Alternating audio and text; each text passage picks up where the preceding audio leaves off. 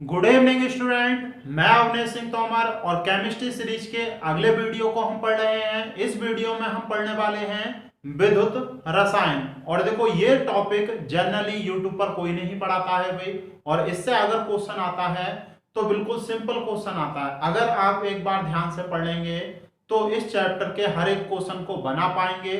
और वीडियो को लास्ट तक देखें। अगर पसंद आता है तो वीडियो को ज्यादा से ज्यादा शेयर करें, शेयर जरूर करें भाई। और वीडियो अगर पसंद आए तो वीडियो को लाइक करें। देखते हैं इस चैप्टर में हमें क्या क्या पढ़ना होता है।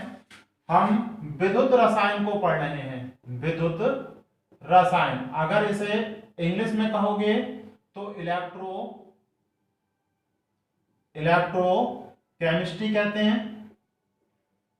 इलेक्ट्रोकेमिस्ट्री। सबसे पहले तो आप यही समझें कि वास्तव में विद्युत रसायन होता क्या है। देखो अगर इसे क्लासिफाई या विभाजित करोगे, विद्युत और रसायन दो शब्द निकल कर आ रहे हैं, तो आप इन्हें ऊर्जा में बदलो, विद्युत ऊर्जा और रसायन ऊर्जा। तो बहुत ही सिंपल शब्दों में आप कह सकते हैं रसायन विज्ञान की वह शाखा, रसायन विज्ञान की वह शाखा जिसमें विद्युत ऊर्जा का तो रसायन ऊर्जा में परिवर्तन किया जाता है और रसायन ऊर्जा का विद्युत ऊर्जा में। केमिस्ट्री की वह शाखा जिसके अंतर्गत विद्युत ऊर्जा का रसायन ऊर्जा में परिवर्तन और रसायन ऊर्जा का विद्युत ऊर्जा में परिवर्तन किया जाता है, क्या कहलाती है? इलेक्ट्रोकेमिस्ट्री या विद्युत रसायन कहलाती है। बहुत ही सीधे शब्दों में, या दूसरी लैंग्वेज में आप ये कह सकते हो विद्युत धारा प्रवाहित करने पर, विद्युत धारा प्रवाहित करने पर अगर कोई रासायनिक अभिक्रिया कराई जाती है, रासायनिक अभिक्रिया कराई जाती है, मतलब विद्युत धारा प्रवाहित की और उसके फलस्वरूप क्या हो गई? रासायनिक अभिक्रिया। तो इन सारी बातों का जो अध्ययन किया जाता है वो सब किसके अंतर्गत किया जाता है? विद्युत रसायन। तो बिल्कुल सीधे शब्दों में आप बात कह सकते हैं भाई। तो हमें इन्हीं चीजों को पढ़ना है। तो सबसे पहले हमें यह जानना पड़ेगा कि कौन कौन से पदार्थ हैं रसायन के अंतर्गत जिनमें विद्युत धारा प्रवाहित हो जाती है। रसायन विज्ञान के अंतर्गत पाए जाने वाले जितने भी पदार्थ हैं उन सभी में विद्युत धारा प्रवाहित नहीं हो सकती। तो पहले इन्हीं चीजों को समझना जरूरी है। और वन लाइन क्वेश्चन कभी कभी बेसिक एग्जामों में, वनडे एग्जाम में यहां से बनता भी है। तो आप समझे, देखो ध्यान से। सबसे पहले हम पढ़ रहे हैं चालक के बारे में। चालक या कंडक्टर क्या होते हैं? तो आप याद रखें, चालक वे पदार्थ होते हैं, वे पदार्थ जिनमें विद्युत धारा प्रवाहित हो जाती है, जिनमें विद्युत धारा आई प्रवाहित हो जाती है, उन पदार्थों को हम क्या कहते हैं? चालक। बिल्कुल सीधे शब्दों में, वे पदार्थ जिनमें विद्युत धारा प्रवाहित हो जाती है उन सभी पदार्थों को चालक या कंडक्टर कहते हैं। और ये चालक मुख्यतः दो प्रकार के होते हैं। चालक मुख्यतः दो प्रकार के होते हैं और यही आपको समझना है बहुत अच्छे तरीके से। एक तो होते हैं इलेक्ट्रॉनिक चालक, इलेक्ट्रॉनिक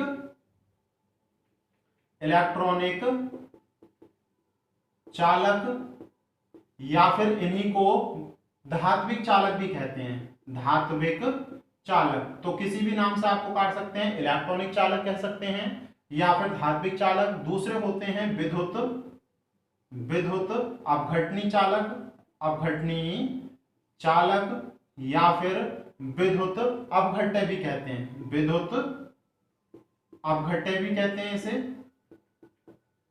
विद्युत अपघट्य। तो याद रखें, इलेक्ट्रोलाइट कहकर पुकारते हैं।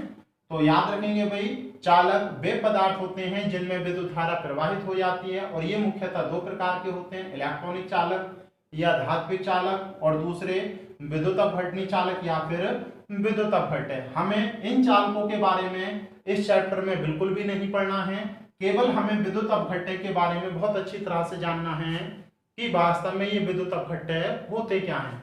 फिर भी इन दोनों में अंतर करने के लिए हमें पढ़ना पड़ेगा भाई कि इलेक्ट्रॉनिक चालक होते क्या हैं। आप बिल्कुल सीधे शब्दों में समझें, अगर विद्युत धारा किसी पदार्थ में प्रवाहित हो रही है, अगर विद्युत धारा किसी पदार्थ में प्रवाहित हो रही है तो कोई ना कोई तो उसका वाहक होगा, विद्युत धारा का कोई ना कोई तो वाहक होगा। मतलब विद्युत को एक स्थान से दूसरे स्थान तक ले जाने का कार्य तो कोई ना कोई कारक कर रहा होगा भाई। तो उस कारक के आधार पर, जो कारक विद्युत को एक स्थान से दूसरे स्थान तक ले जाने का कार्य करता है, उसके आधार पर ये दो विभाजन किए गए हैं।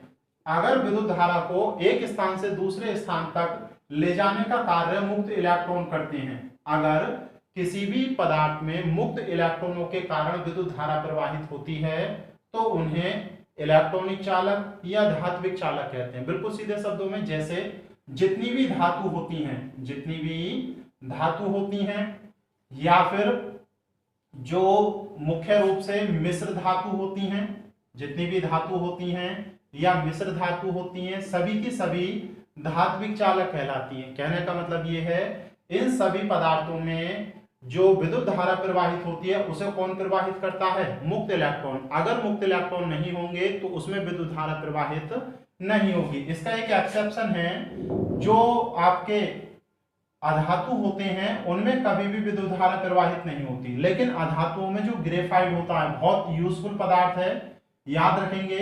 अधातुओं में जो ग्रेफाइट होता है, वो ग्रेफाइट एकमात्र ऐसा अधातु है जो विद्युत का चालक होता है। और वो कैसा चालक है भाई?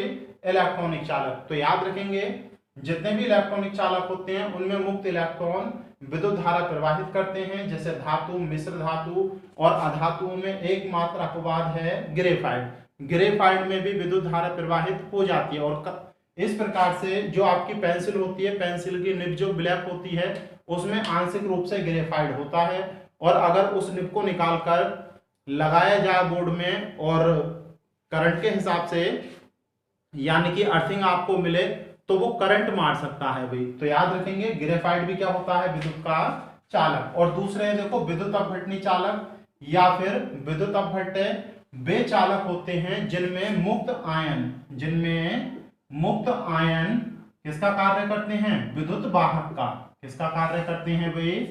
विद्युत वाहक का कार्य करते हैं। कहने का मतलब है, जिन पदार्थों में मुक्त आयनों के कारण विद्युत धारा प्रवाहित होती है उन्हें इलेक्ट्रोलाइट या विद्युत अपघट्य कहते हैं। एग्जाम्पल के लिए, अगर NaCl है आपके पास और इसे आपने जल में घोल दिया, तो जल में घोलने के बाद आपको क्या मिलेगा भाई? Na+ और दूसरा क्या मिलेगा? Cl-। तो इन्हीं को कहते हैं मुक्त आयन, यानी कि अलग अलग अवस्था में जो आयन होते हैं उन्हें कहते हैं मुक्त आयन। अगर इस प्रकार के आयन हैं, मुक्त आयन हैं, तो वो पदार्थ क्या कहलाएगा? विद्युत के वाहक। विद्युत को वही एक स्थान से दूसरे स्थान तक ले जाएंगे, और इस प्रकार के पदार्थों को क्या कहते हैं? विद्युत अपघट्य कहते हैं। तो हमें इस पूरे चैप्टर में इन्हीं के बारे में पढ़ना है। तो इसी टॉपिक को देखो आगे बढ़ाते हैं, बहुत ध्यान से समझना। कौन कौन से वे पदार्थ होते हैं जो विद्युत अपघट्य का कार्य करते हैं? आप हेडिंग लिख सकते हैं इसके एग्जाम्पल। तो देखेंगे, देखो आपने इलेक्ट्रॉनिक चालक के एग्जाम्पल देख लिए, इन्हें छोड़कर जितने भी पदार्थ बचे जिनमें विद्युत धारा बह सकती है वो सब क्या कहलाएंगे? विद्युत अपघट्य। जैसे आप पढ़ चुके हैं अम्ल, तो अम्लों के जलीय विलयन, अम्लों के जलीय विलयन विद्युत के चालक होते हैं। आप याद रखेंगे, अम्लों के जलीय विलयन विद्युत के चालक होते हैं। जलीय विलयन लेना जरूरी है, कोई भी अम्ल बिना जलीय विलयन के विद्युत धारा प्रवाहित नहीं कर सकता, सही है। या फिर इसके अतिरिक्त क्षार हो, क्षारों के जलीय विलयन हो, या फिर लवण के जलीय विलयन हो, या फिर आप कह सकते हैं गलित अवस्था में अगर जलीय विलयन नहीं हो तो अवस्था गलित होनी चाहिए। जो लवण हैं वो भी विद्युत के चालक होते हैं भाई। दूसरा, जो धातु होते हैं, धातु के जो ऑक्साइड होते हैं, धातु के जो ऑक्साइड होते हैं, या फिर हाइड्रोक्साइड, ये भी विद्युत के चालक होते हैं। तो जैसे एग्जांपल बताता हूं, H2SO4, ये विद्युत का चालक नहीं होता। अम्ल तो है, विद्युत का चालक नहीं है, लेकिन अगर इसका जलीय विलयन लोगे तो ये विद्युत का चालक होगा। इस बात का ये मतलब है भाई। जैसे NaOH, क्षार तो है लेकिन ये विद्युत का चालक नहीं होगा, जबकि जब इसे जल में मिला दोगे तो इसका जलीय विलयन विद्युत का चालक होगा। क्यों? आप समझें इस बात को कि NaOH आयनों में टूटा हुआ नहीं होता है। जब इसे आप जल में घोलते हो तो जल में डिसॉल्व करने के बाद ये अपने आयनों में टूटता है, और जब तक मुक्त आयन नहीं होंगे फ्री आयन नहीं होंगे तब तक विद्युत धारा प्रवाहित नहीं हो सकती। अब तो जलीय विलयन का मतलब समझ गए आप। इसी प्रकार से कोई सा भी लवण हो, चाहे NaCl हो, KCl हो, चाहे AgNO3 हो, कोई सा भी लवण हो, सारे के सारे लवण अगर जलीय विलयन में हैं तो वो भी क्या होंगे, विद्युत के चालक होंगे। गलित अवस्था का मतलब है कि जल में घुला हुआ ना हो लेकिन उसमें आंशिक रूप से जल की मात्रा हो। जैसे आपने देखा होगा भाई, जो बड़े बड़े नमक के कट्टे होते हैं उन पर सीलन आ जाती है, पसेब जिसे आप कहते हो, तो वो गलित अवस्था होती है, उसमें नमी होती है। अगर उसमें आप करंट लगा दो तो करंट मारने लगेगा, तो उसमें विद्युत धारा किसके कारण बहती है। जैसे NaCl अगर ठोस है तो उसमें विद्युत धारा नहीं बहेगी, या तो जल में होना चाहिए या फिर ये कैसा होना चाहिए, गलित। तो इनमें से कोई सी भी कंडीशन हो तब इसमें विद्युत धारा बहेगी। अगर कोई भी धातु का ऑक्साइड हो, जैसे सोडियम का ऑक्साइड हो गया, जैसे कैल्शियम का ऑक्साइड हो गया, इसी प्रकार से हाइड्रोक्साइड ले सकते हैं आप। और हाइड्रोक्साइड तो ये है, देखो, सोडियम का हाइड्रोक्साइड, पोटेशियम का हाइड्रोक्साइड, तो हाइड्रोक्साइड आयन पहले हम पढ़ चुके हैं। तो ये सभी के सभी पदार्थ क्या होते हैं, वैद्युत अपघट्य। और इनमें जो विद्युत धारा बहती है वो किसके कारण बहती है, मुक्त आयनों के कारण। सबसे इंपॉर्टेंट बात यही है। और देखो इसके आगे पढ़ते हैं, कुछ ऐसे भी पदार्थ होते हैं विज्ञान में, रसायन विज्ञान में, जो रासायनिक पदार्थ तो हैं लेकिन उनमें विद्युत धारा प्रवाहित नहीं होती। तो विद्युत अपघट्य पढ़ लिए हमने। दूसरे होते हैं विद्युत अनपघट्य। आप हेडिंग लिख सकते हैं, विद्युत अनपघट्य। अनपघट्य क्या होते हैं, तो बिल्कुल अपोजिट कर दें, वे पदार्थ जिनके जलीय विलयन,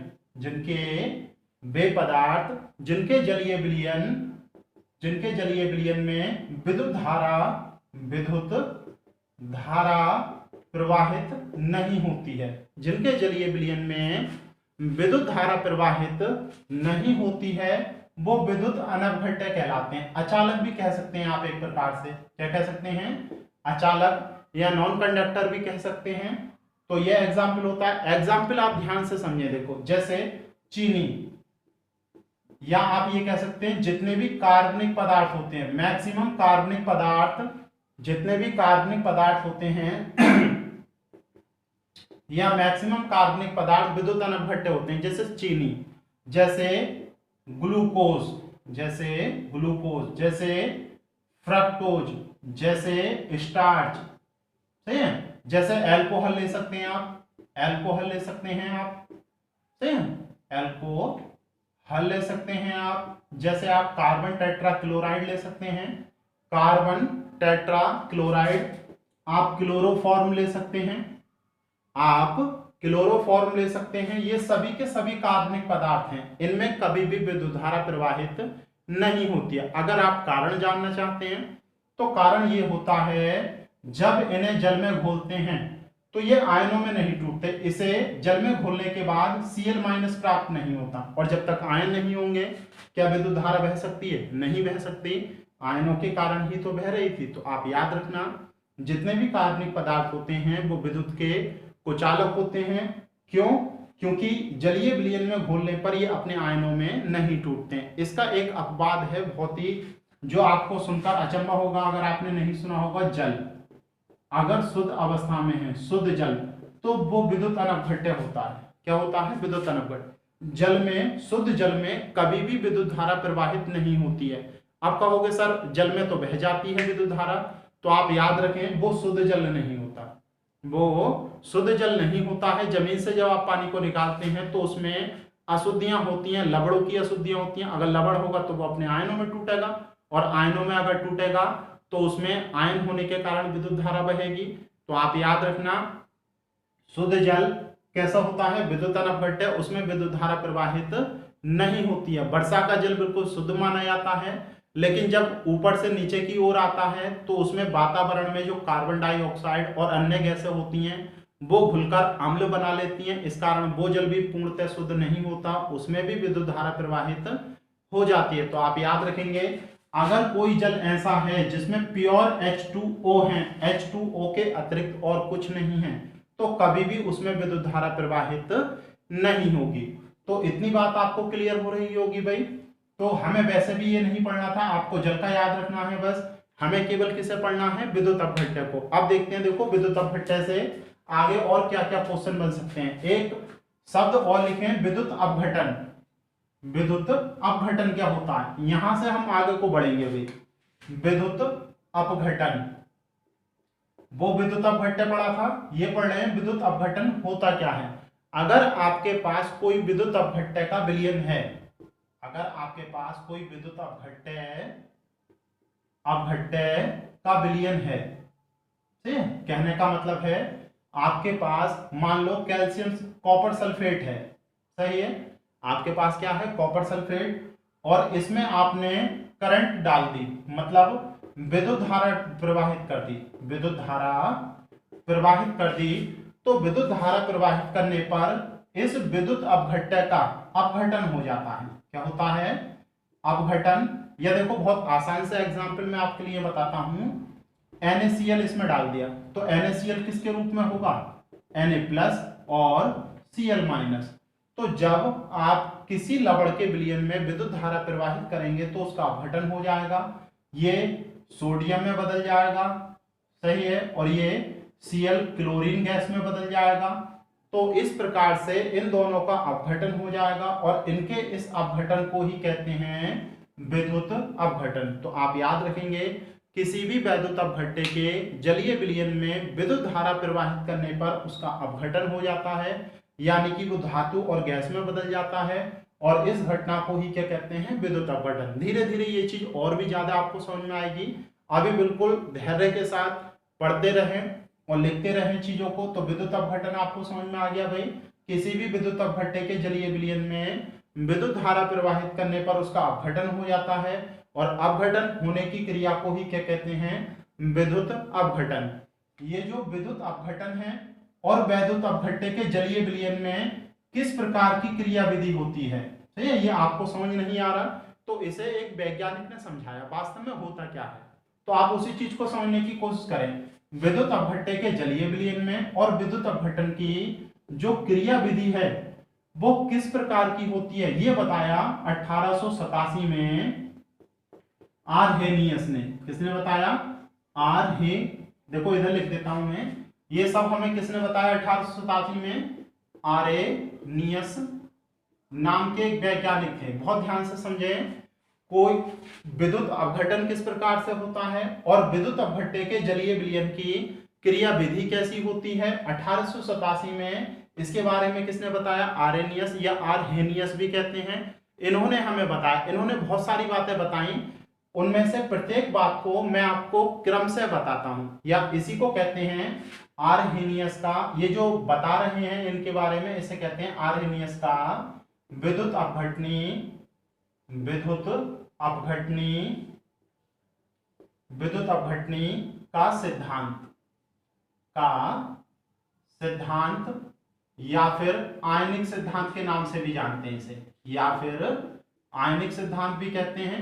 तो आप याद रखें, आयनिक सिद्धांत या विद्युत अपघटनी सिद्धांत किसने दिया था, आरेनियस ने 1887 में। क्यों दिया था, कि किसी भी विद्युत अपघट्य के जलीय विलयन में कैसी क्रिया विधि होती है और विद्युत अपघटन की क्रिया विधि कैसी होती है, इन सभी बातों को बताने के लिए इन्होंने एक नियम दिया। और इस नियम में इन्होंने क्या कहा, सबसे पहली बात ये कही इन्होंने कि जब किसी भी विद्युत अपघट्य को, जब किसी भी विद्युत अपघट्य को जल में घोला जाता है, मान लो NaCl है, पहली बात बता रहे हैं, देखो ध्यान से समझना, जब किसी भी विद्युत अपघट्य को जल में घोला जाता है तो वो स्वतः ही अपने आप ही अपने आयनों में टूट जाता है।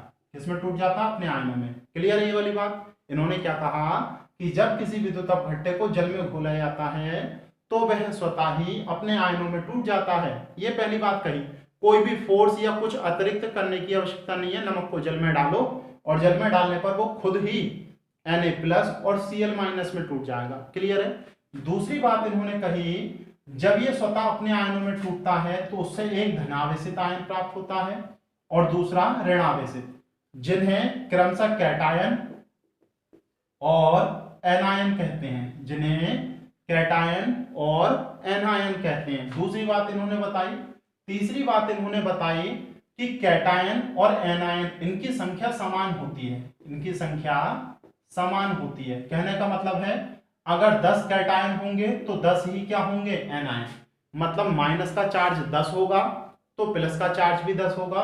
कहने का मतलब यह है कि जो विद्युत अपघट्य है उसका विलयन उदासीन होगा। कैसा होगा? उदासीन। ये तो रट लो आप बात, किसी भी विद्युत अपघट्य का जलीय विलयन कैसा होता है? उदासीन। क्यों? क्योंकि उसमें धनायनों और ऋणायनों की संख्या कैसी होती है? बराबर। क्लियर है भाई? अगली बात इन्होंने ये बताई कि किसी भी विद्युत अपघट्य के विलयन में जो विद्युत धारा का प्रवाह होता है, विद्युत धारा का प्रवाह जो होता है वो इन आयनों के कारण ही होता है। किनके कारण? ये जो मुक्त आयन हैं धनावेशित और ऋणावेशित, इन आयनों के कारण ही होता है किसका? विद्युत धारा का प्रवाह। अगली बात इन्होंने ये बताई कि किसी भी विद्युत अपघट्य के विलयन में आयनिक साम्य होता है। क्या होता है भाई? आयनिक साम्य। तो आप याद रखेंगे, रासायनिक साम्य वाला चैप्टर पढ़ चुके हैं, उसमें पूरी डिटेल में मैंने आपको समझाया है। आयनिक साम्य का मतलब है कि जब आप NaCl को जल में घोलोगे तो जल में घोलने के बाद ये Na+ बनाएगा प्लस Cl-। तो ऐसा नहीं है संपूर्ण NaCl Na+ और Cl- के रूप में रहेंगे, क्योंकि अपोजिट चार्ज है और अपोजिट चार्ज अट्रैक्ट होता है, आकर्षित होता है। तो जब ये टूटेंगे तो तुरंत फिर किस में बदल जाएंगे? Na+। और यही प्रक्रम चलता रहेगा। Na+ किस में टूटते रहेंगे? NaCl किस में टूटता रहेगा? Na+ और Cl- में, और Na+ और Cl- जुड़कर क्या बनाते रहेंगे? यही प्रोसेस लगातार चलता रहेगा और एक स्थिति ऐसी आ जाएगी कि इसकी मात्रा और इसकी मात्रा बराबर हो जाएंगी। जब इन दोनों की मात्रा बराबर हो जाएंगी तब उस स्थिति को कहेंगे आयनिक साम्य। अब तो क्लियर हो गया, उस स्थिति को क्या कहा जाएगा भाई? आयनिक साम्य कहा जाएगा। तो इतना क्लियर है। अगली बात इन्होंने ये बताई कि किसी भी विद्युत अपघट्य का जो अपघटन है, किसी भी विद्युत अपघट्य का जो अपघटन है वो कई बातों पर निर्भर करता है। सही है? ये जो आयनन है, आयनों में टूटना, इसी को क्या कहते हैं? आयोनाइजेशन, आयनन। ये कई बातों पर निर्भर करता है। एक तो वैद्युत अपघट्य की प्रकृति कि कितने आयन टूटेंगे, वैद्युत अपघट्य की प्रकृति, और आपने जो विलायक लिया है, जल लिया है या फिर कोई और विलायक लिया है, और कोई ध्रुवीय विलायक भी ले सकते हैं। सही है? उसकी प्रकृति और ताप पर निर्भर करता है। इस चीज को आगे डिस्कस करेंगे पूरा डिटेल में, अभी इतना ही रहने दें। तो आर्हेनियस ने इतनी सारी बातें बताई, अब आप समझ गए होंगे जब किसी भी विद्युत अपघट्य को जल में घोलेंगे तो वो जल में अपने आयनों में टूटा हुआ होगा, उसका विलयन उदासीन होगा, उसमें विद्युत धारा उन मुक्त आयनों के कारण बह रही होगी, और वो जो मुक्त आयन होंगे वो उसके लवण यानी कि अणु और उसके आयनों के मध्य क्या बनाए रखा होगा उन्होंने? आयनिक साम्य। और ये जो वियोजन है, आयनों में टूटना, वो कई कारकों पर निर्भर करता है। तो इस वाले बिंदु को आगे हम पढ़ेंगे। अब देखो, जो विद्युत अपघटन होता है उसके फलस्वरूप क्या क्या निष्कर्ष निकलते हैं उस चीज को हम पढ़ते हैं। वहां से एक क्वेश्चन जरूर बनता है। देखो, आप समझने की कोशिश करना। एक चीज और समझें कि आपके पास कोई विलयन है, आपके पास कोई विलयन है, जैसे आपने एक पात्र लिया। क्लियर है भाई? बहुत ध्यान से समझना इस बात को।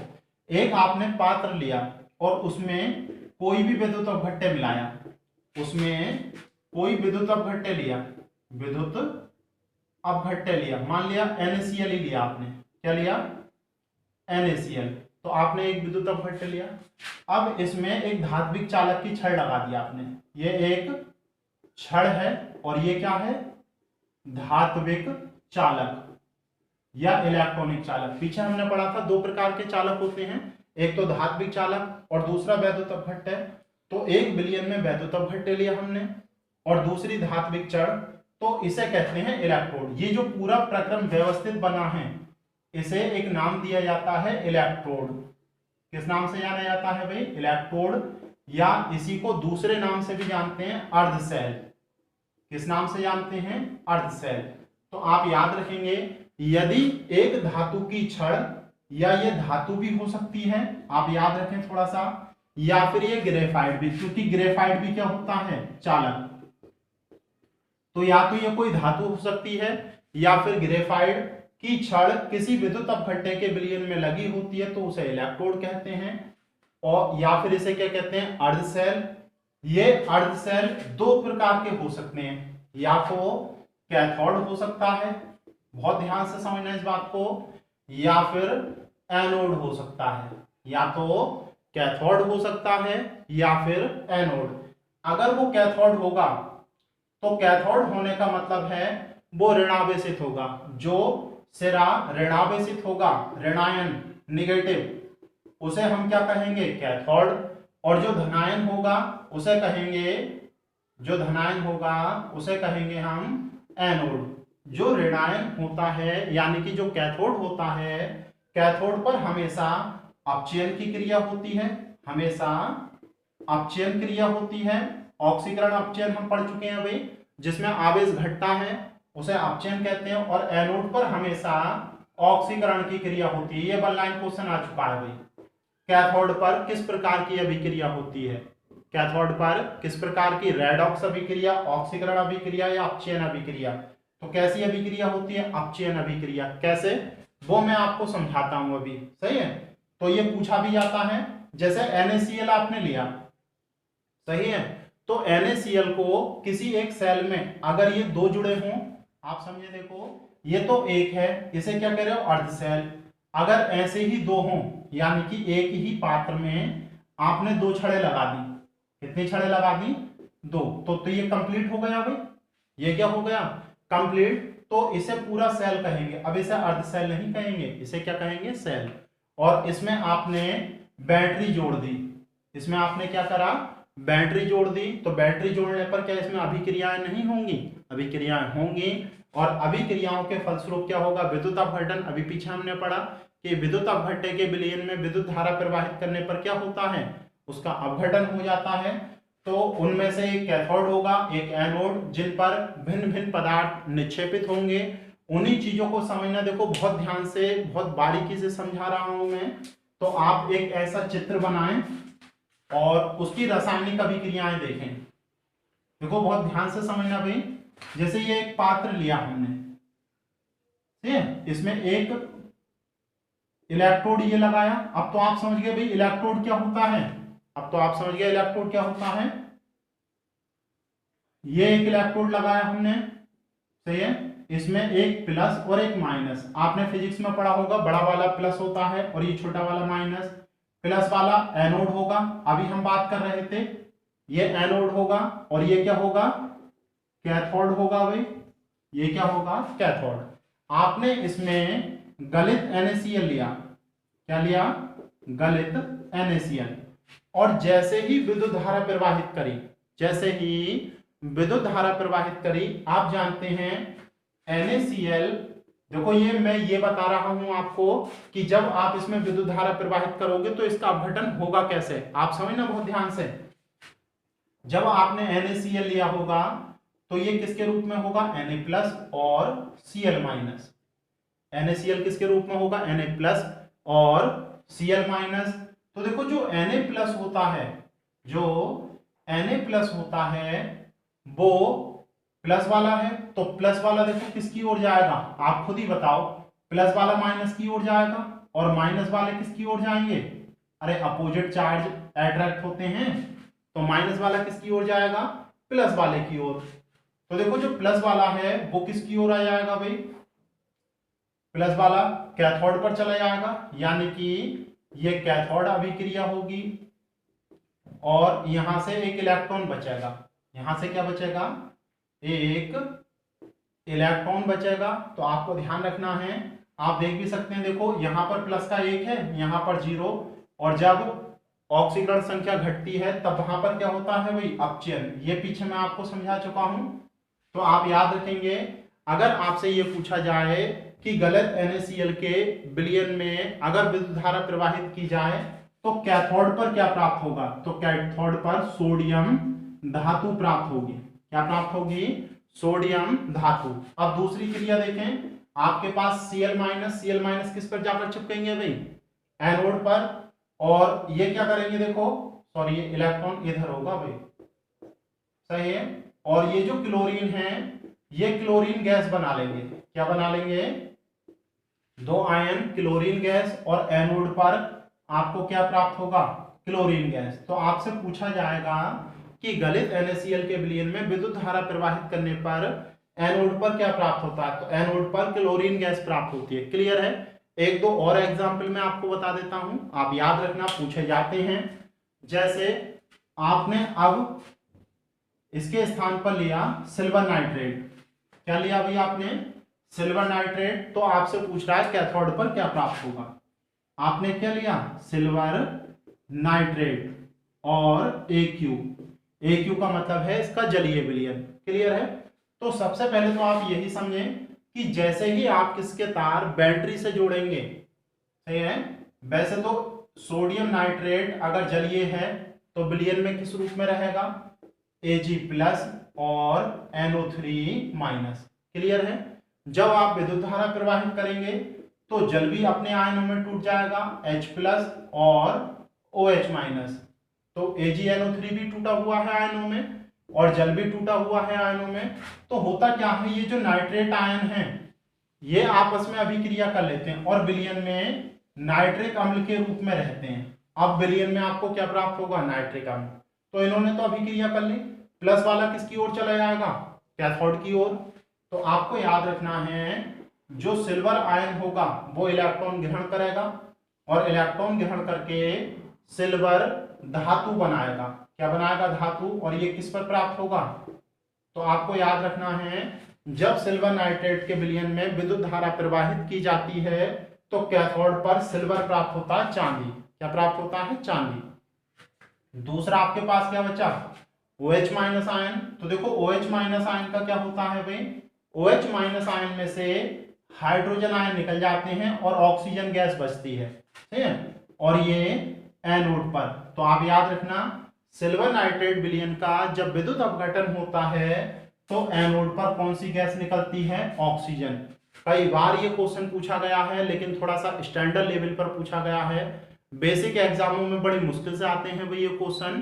तो आप थोड़ा सा ध्यान रखना, अगर अच्छे एग्जाम की तैयारी कर रहे हैं तो क्वेश्चन बनते हैं कि सिल्वर नाइट्रेट के जलीय विलयन का विद्युत अपघटन करने पर कैथोड पर क्या प्राप्त होगा, एनोड पर। कैथोड पर आपको क्या प्राप्त होगी, सिल्वर धातु, और एनोड पर क्या प्राप्त होगी, ऑक्सीजन गैस। इसी प्रकार से एक एग्जाम्पल और लेते हैं, सिल्वर या कॉपर क्यूप्रिक सल्फेट या कॉपर सल्फेट भी कह सकते हैं, कॉपर सल्फेट का जलीय विलयन, कॉपर सल्फेट का जलीय विलयन। तो देखो इसमें क्या होगा, अगर कॉपर सल्फेट का जलीय विलयन है तो अपने आयनों में टूटा हुआ होगा। तो देखते हैं, देखो अगर ये अपने आयनों में टूटा हुआ है तो किस प्रकार से होगा, CuSO4 Cu+2 और SO4-2। आपको इसमें कोई समस्या नहीं होगी। अगर इसमें कोई समस्या आ रही है तो स्टार्टिंग से सारे वीडियो देखें, इन बातों को मैं पढ़ा चुका हूं भाई कि किस प्रकार के आयन का आयनन होता है, मतलब कॉपर सल्फेट जल में किन आयनों में टूटेगा, ये सारी बातें पीछे समझा चुके हैं भाई हम, सही है। तो देखेंगे, देखो ये टूटेगा और जब विद्युत धारा प्रवाहित करेंगे तो जल भी अपने आयनों में टूटेगा, जल भी क्या होगा, अपने आयनों में टूटेगा। और इसके बाद देखो क्या होगा, ये मिलकर अम्ल बना लेंगे, सही है। ये कौन सा अम्ल बनेगा, सल्फ्यूरिक अम्ल। कौन सा बनेगा, सल्फ्यूरिक अम्ल। तो विलयन में अब कौन सा अम्ल होगा, सल्फ्यूरिक अम्ल। आपने जल लिया था, अब विलयन में कौन सा अम्ल होगा, सल्फ्यूरिक अम्ल होगा। और जो धनावेशित आयन है, धनावेशित आयन सदैव किसकी ओर जाते हैं, कैथोड।